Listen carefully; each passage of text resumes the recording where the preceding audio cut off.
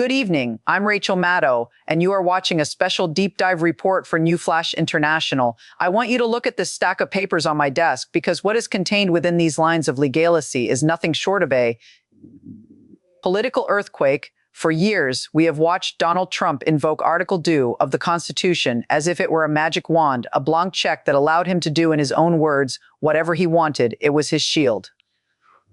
Ultimate defense against any form of oversight, but tonight that shield has officially been forged into a sword. The United States Senate is no longer just observing. They are moving to invoke the very article Trump cherished to bring his regime to a screeching halt. This centers on House Resolution 929, a document that uses a word the Founding Fathers were terrified of, tyranny. This is not a standard political disagreement. It is a 7-count indictment of an administration that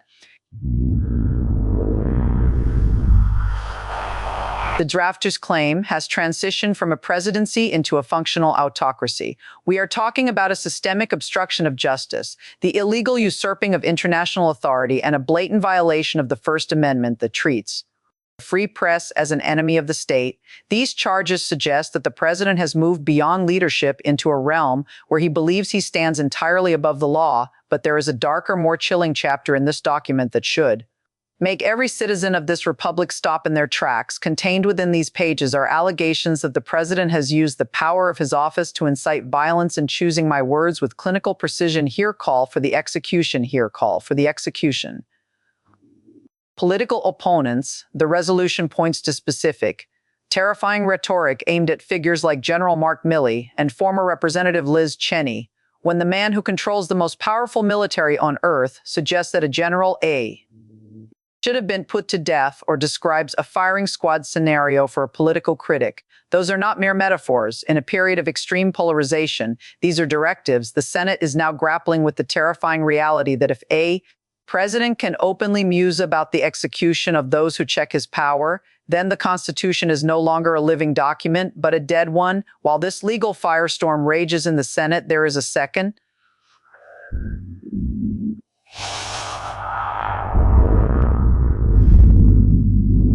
even more desperate track of movement happening behind the scenes, the 55th Amendment. This is the break glass in case of emergency button of the American government, and for the first time it is being discussed as a literal plan of action. The argument being whispered in the corridors of power is that we are no longer dealing with a political crisis, but a mental and moral one. This isn't just about crimes anymore, it is about fitness. Erratic behavior and the obsession with retribution have forced even those within his own cabinet to consider whether they must seize the wheel before the ship hits the rocks, to truly understand the gravity of this moment.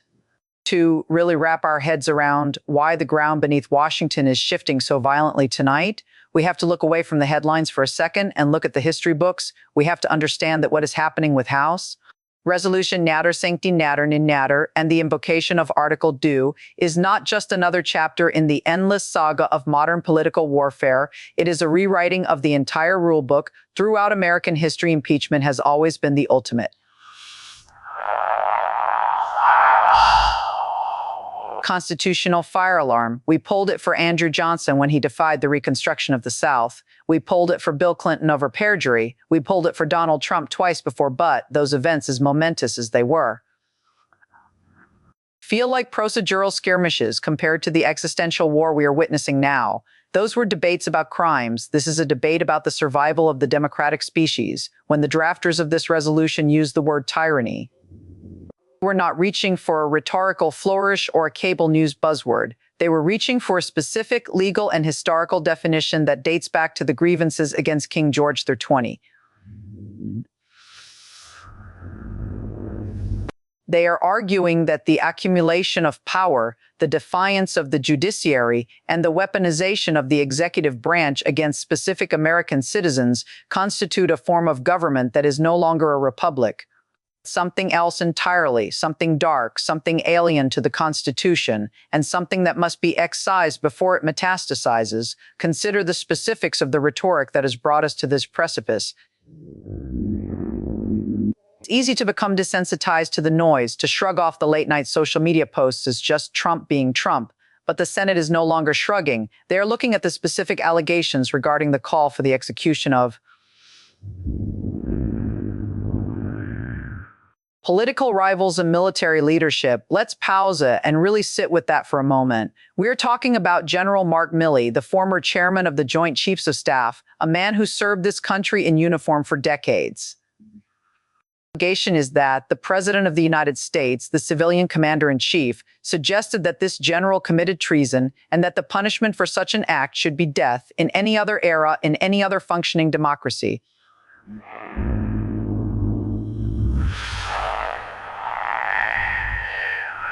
A single comment like that would be enough to dissolve a government overnight. It would be the lead story in every newspaper from London to Tokyo for a month. But here, in the fog of our normalized chaos, it almost slipped by almost.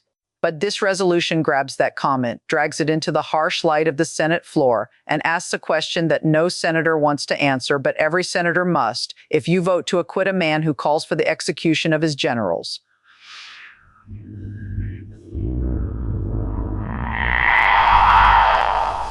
Are you not, by definition, signing off on the concept of a military dictatorship? Are you not giving permission for the next president, or this one, to move from rhetoric to action? That is the terrifying logic that is keeping Republican senators awake at tonight. They realize that this isn't about loyalty to a party leader anymore. It is about whether they want to live in a country where their own safety depends on the mood of the man in the Oval Office. And this brings us to the agonizing, shadowy mechanism of the 25th Amendment. While the impeachment resolution makes its noisy public march through the halls of Congress, the 25th Amendment conversation is happening in whispers and encrypted messages.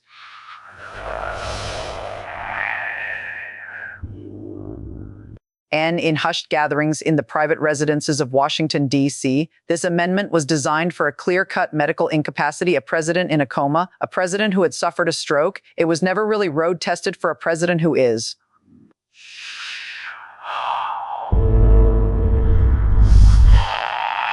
physically robust, but whose judgment, according to his own inner circle, has become a danger to the state. The invocation of Section 4 of the 25th Amendment is, in many ways, a more violent political act than impeachment. Impeachment is a trial. It has lawyers, evidence, a defense. The 25th Amendment is a removal. It is the cabinet, the president's own hand-picked loyalists walking into the Oval Office and saying, "Sir, you're done." The fact that this is being discussed as a viable option tells you everything you need to know about the internal collapse of the administration. It suggests that the people closest to the president, the ones who see him when the cameras are off, are seeing something that scares them more than the wrath of his base. They are seeing an instability that they can no longer contain. They are realizing that if they do not act, they might be complicit in a calamity that history will never forgive. This is the rats leaving the sinking ship scenario.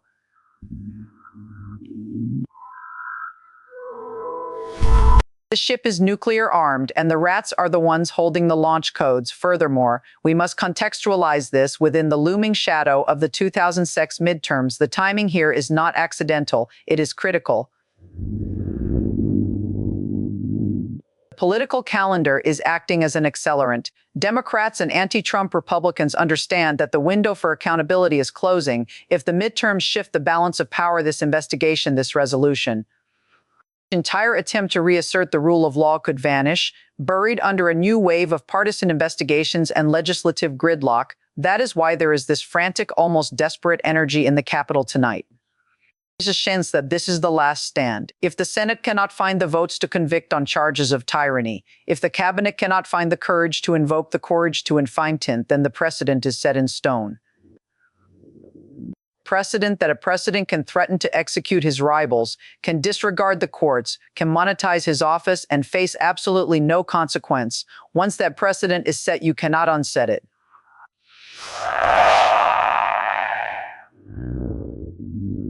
You have effectively amended the Constitution without passing a single amendment. You have changed the United States from a nation of laws into a nation of men. We also have to talk about the international reaction, which is what we do here at New Flash International. The world is watching this with a mixture of horror and disbelief. Allies who have relied on American stability for 70 years are now drawing up contingency plans for a post-American world.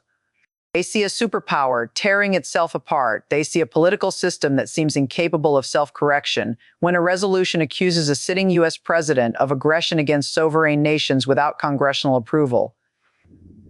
Sends a tremor through every capital in Europe and Asia. It signals that the U.S. military might be operating on the whims of one man rather than the strategy of a state. This erosion of trust is intangible, but it is catastrophic. It affects trade deals, it affects security alliances, it affects the global balance of power. The Trump regime, as the resolution terms it, is not just a domestic problem, it is a global destabilizer, finally. We cannot ignore the specter of civil unrest that hangs over these proceedings like a storm cloud. The language of civil war has moved from the fringe message boards of the internet to the mainstream discourse. There is a palpable fear that holding the president accountable will provoke a violent reaction from his most fervent supporters. This fear has paralyzed the justice system for years. It is the heckler's veto on a national scale. We cannot enforce the law because if we do, there will be violence. But this week, something changed. The Senate seems to have realized that the cost of inaction is now higher than the cost of action. They have realized that if they back down now in the face of death threats and talk of tyranny, they are already living in a failed state. The Article 2 argument that the president has unlimited power is the antithesis of the American idea. That argument wins, the experiment is over. So what we are witnessing is the system's immune response. It is messy, it is dangerous, and it is late, but it is happening. The documents are filed, the charges are read, the evidence is mounting. The question is no longer what Donald Trump will do. We know what he will do. The question is what the institutions of American democracy will do in return. Will they fold or will they hold for the sake of the republic? And for the sake of the world watching, let us hope that the spine of the Senate is stronger than it has appeared in recent years, because if this wall breaches, there are no more walls left behind it.